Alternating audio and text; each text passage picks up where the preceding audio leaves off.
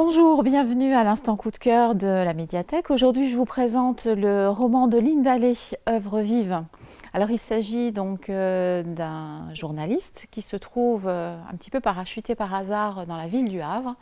Il en découvre les richesses un petit peu cachées parce qu'au départ, il nous présente ce port comme une ville un petit peu triste, avec des gens un petit peu tristes. Donc c'est vrai que le cadre, dans un premier temps, ne donne pas particulièrement envie.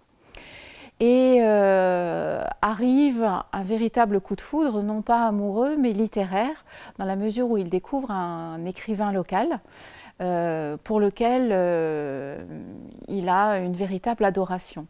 Alors on ne sait pas au départ très bien pourquoi, on sait juste que ce jeune journaliste est absolument subjugué par l'œuvre de cet écrivain. Donc cet écrivain d'ailleurs porte le nom d'Antoine Sorel, alors, qui est évidemment un pseudonyme avec un clin d'œil au personnage stendhalien.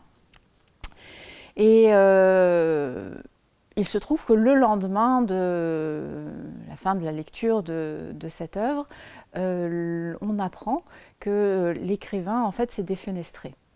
Et donc le journaliste va au départ mener un peu une sorte d'enquête. Il trouve véritablement dommage que cet écrivain, finalement relativement peu connu, puisqu'il a peu percé dans le milieu littéraire parisien, soit oublié.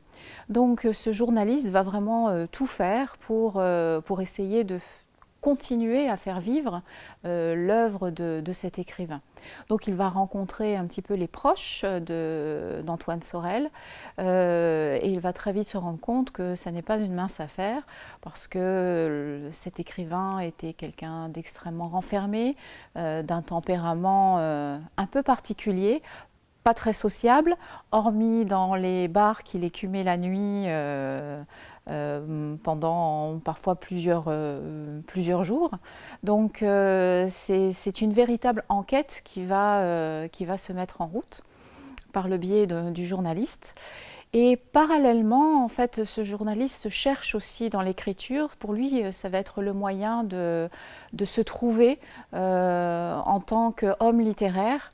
Et c'est un petit peu un parallèle qui va se faire entre cet écrivain maudit et ce journaliste qui se cherche. Voilà, chacun des deux, la vie de chacun des deux montre que voilà, la vie littéraire est très, très difficile, très particulière, quand on ne veut pas rentrer un petit peu dans le star system que l'on connaît, nous, essentiellement en tant que lecteurs. Je ne vous raconte pas la fin, bien entendu, parce que s'il y a une fin, elle est un petit peu particulière. Alors, ce livre, donc Œuvre vive, c'est un petit peu paradoxal parce que Œuvre vive raconte une œuvre morte. Et voilà, donc ça va être un petit peu le cheminement pour tenter de faire vivre et l'écrivain et le journaliste. Alors il y a une petite chose que je déplore dans ce livre, c'est qu'à aucun moment on a ne serait-ce que quelques citations de l'écrivain.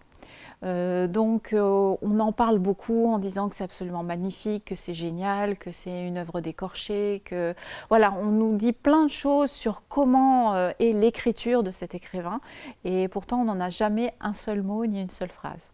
Donc voilà, c'est juste la petite réserve que je mettrai. Néanmoins, il faut le lire avec beaucoup de patience car il nous plonge dans un univers un petit peu sombre. C'est vrai que le Havre, ce n'est pas un quartier de Paris, ni toute autre ville extrêmement vivante.